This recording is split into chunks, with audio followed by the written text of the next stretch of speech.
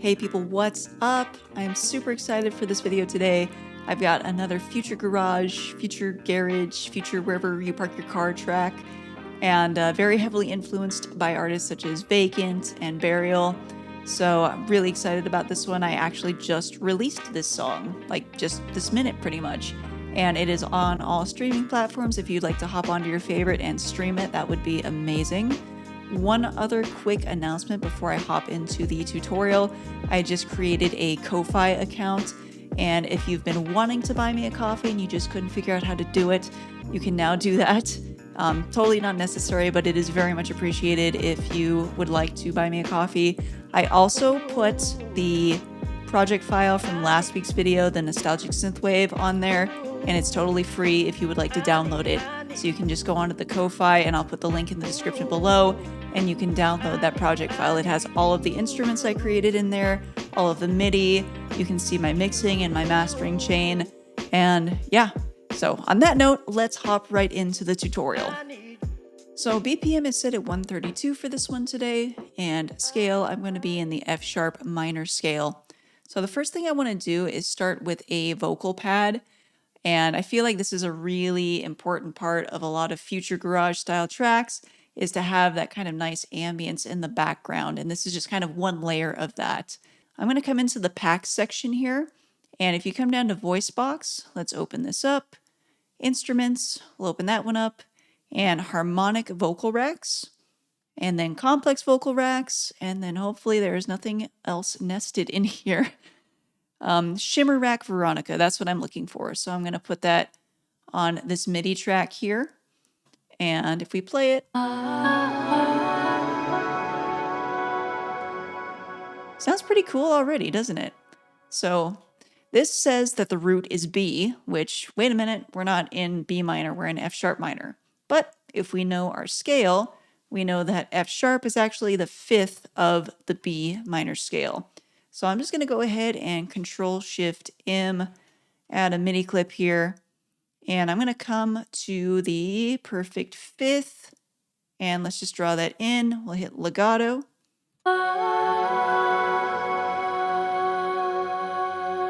So first thing I want to do, let's come up, I want to grab an EQ.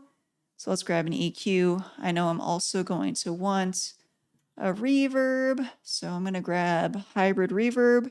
And let's start with that. So let's just close this in a little bit. And I'm going to blend all of this to this side. And I always EQ the reverb. I don't really like much low end or much high end. One other thing we can do is add a delay on there. So let's just add this. Whoops. Let's add that in between there and the reverb. And we'll just do something like this.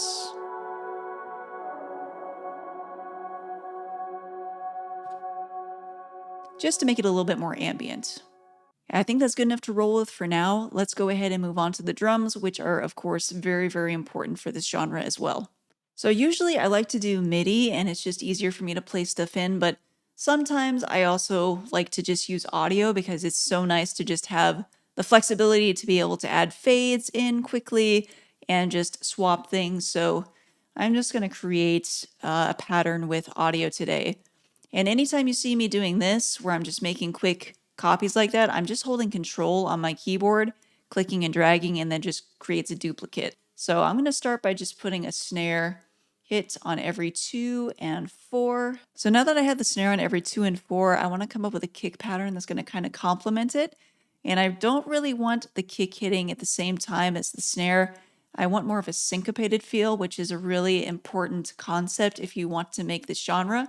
So syncopation just basically means we're trying to hit those 8th and mainly 16th notes in the drums, and we're really giving it that kind of funky, vibey feel.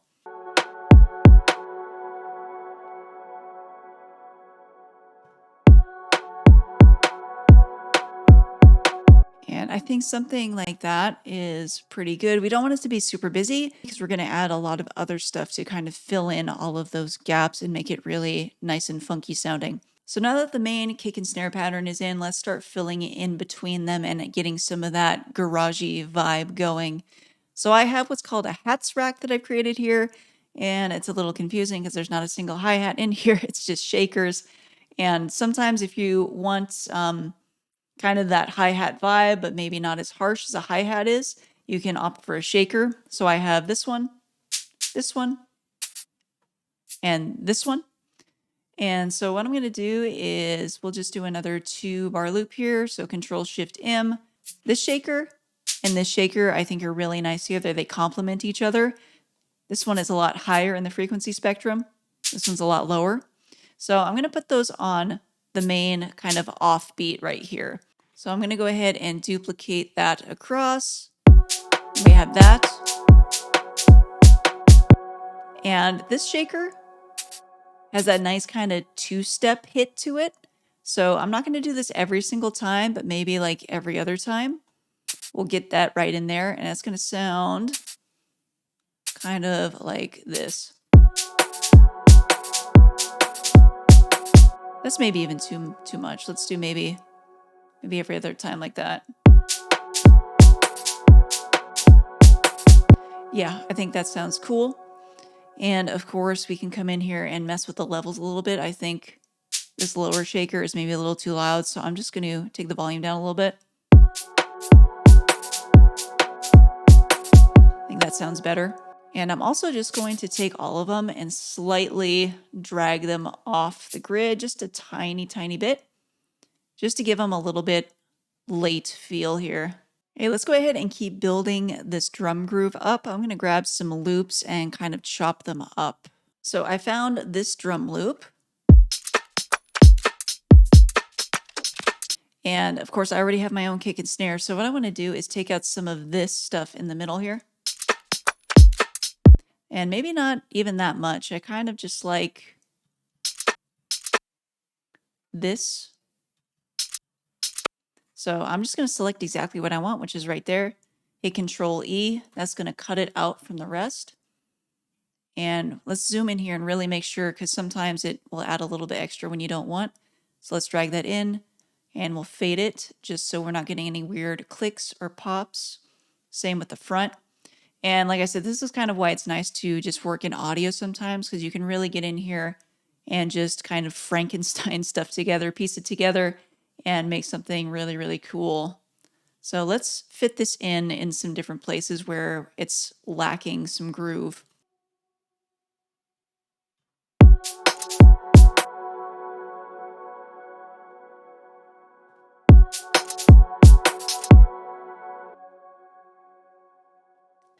So that's pretty simple, but it honestly adds a lot to the groove we have going. So let's just start to level some of this a little bit.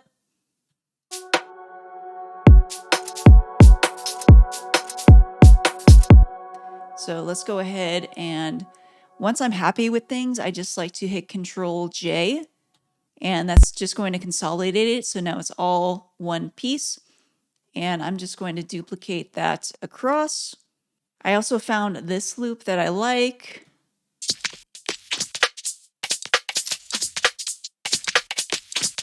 So I really like the texture in this one, and I think we have some good rhythm in here too.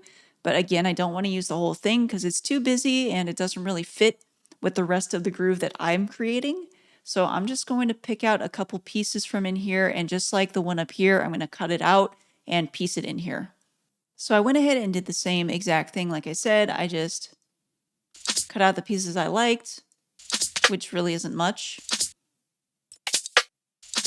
And we're fitting it in between these spaces, and we're just kind of making everything flow together. So with it all together,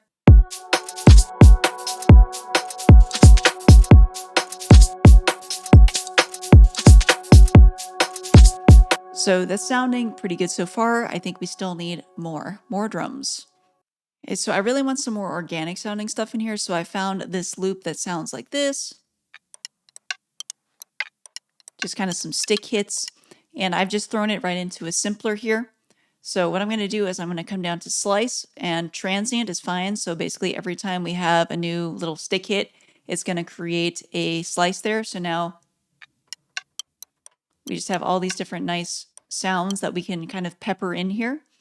So let's go ahead and do that. Okay, so this is what I ended up coming up with, and you can see here that I had a different idea, and a lot of times what I'll do is I will pencil stuff in, and then you can hit 0 to turn it on and off and see if you like it or not. So I actually don't like this, so I'm just going to completely get rid of them. But with everything now it sounds like this.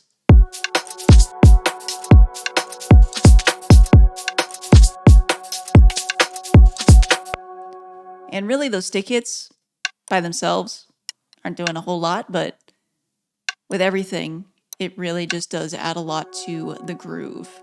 I also think the snare could use some extra help, maybe on like every 4th hit. So I'm going to just duplicate this track and let's get rid of that. I'm going to bring in a different snare. So this snare, pretty dry sounding. This one has kind of a nice longer tail. So maybe every 4th hit, we'll have that one come in. So that sounds pretty good, but I think we need some reverb to make it sound a little bit less sterile. So I always have a large reverb and a short reverb down here. So I'm going to send most of the drums to the shorter reverb, except this second snare we just added, I'm going to send it to the longer one. So let's just see how that sounds. Okay, so I think that's a pretty solid drum loop. I'm going to go ahead and group everything except the kick. So I'm just going to select from the first snare down to here, Control G to put them in a group, and I'm just going to color it the same. So for now, I'm just going to add a little bit of drive, maybe like 2 dB, and we're cutting out all of the lows. I'm also just going to cut out a little bit of the highs as well.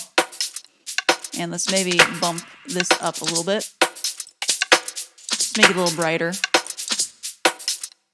All right, drums done. I'm going to go ahead and add a bass next. So for the bass today, I'm using this preset that I found for Serum. And honestly, sometimes it's nice to just use presets because you can just find a sound you like and just roll with it when you're in the creative process. So we're going to roll with this one today. If you'd like to see how to make a Reese style bass like this from scratch using Ableton stock instruments, you can watch the other Future Garage video that I did, and I will link that above. So let's go ahead and play in a pattern here.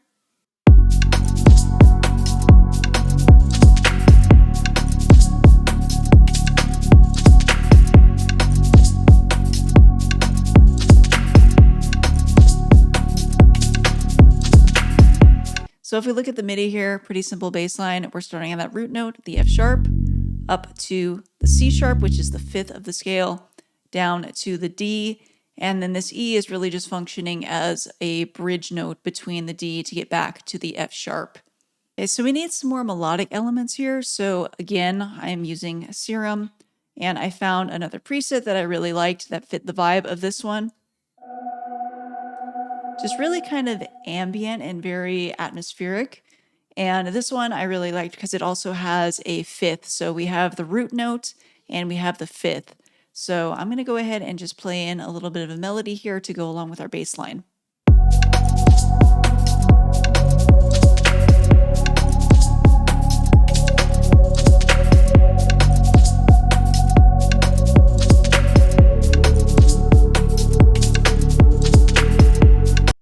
And that sounds great. Only processing I'm doing on that is just adding a little bit more drive.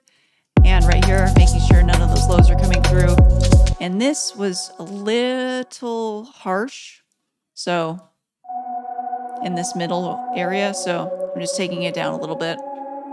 So that'll be like our main pad that's going to play throughout the track as well. I also want to come up with a melody that will play kind of near the middle and the end of the track. So keeping in that more ambient, very atmospheric vibe, I found this piano called Granular Memories in Analog Lab. Really, really beautiful sounding. So I'm going to go ahead and play in a melody to complement the rest of the melodic stuff we have going on.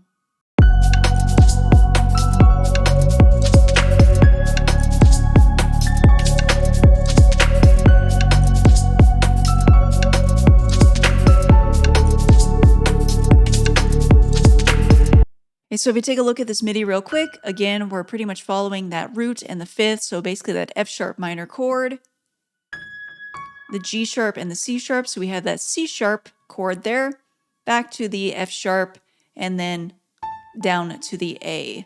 So we're really hitting on those root, fifth, and third kind of qualities for the scale, and we're keeping it pretty simple.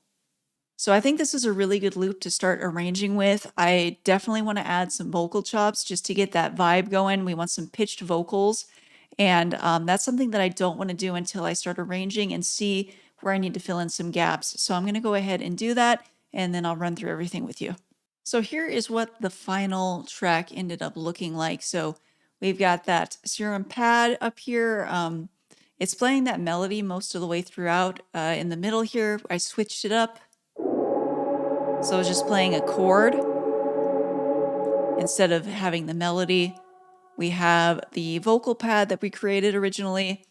I have some extra pads that I created for the end. So we have this pad in serum. Really, really simple. So I just have the wavetable position here kind of morphing with a lot of white noise, just to add more top end to the end of the track. And same with here, I'm using labs. And I'm really, really boosting that kind of noise that you can hear in the back. So without it, so I'm really just cutting the total elements of this pad and just really using it for that extra kind of noise in the background, that piano melody that we created. So we have that same melody here. And then the main thing we added here, because everything else is the same, bass is the same, all of our drums down here. Real quick, we'll just do this. Some crackling noise down here. And it's fairly loud in the mix just because I really wanted that kind of feel. And then just a couple little effect sounds here. These vocals, this took a long ass time to chop all these up and pitch them and put them in the right place. So I started with some vocals that were not in the right key. And I feel like this was important because I really wanted to pitch them and change the formants. And if you have something like Little Altar Boy, you can do that anyway, but you can do that really simply here in Ableton. So I grabbed something that sounds like this. I'm so lonely, girl. I'm so lonely, girl. So I've done this for basically every single vocal track in here. I'm just really cutting it into the mid-range here. So no high end, no low end, a ton of reverb, and I'm using vintage reverb here. You can use Ableton stock reverb. It's not a problem. And just a really long decay time, so it's very, very washed out. And same here. So this one is in C minor. So again, if I take the processing off of this one,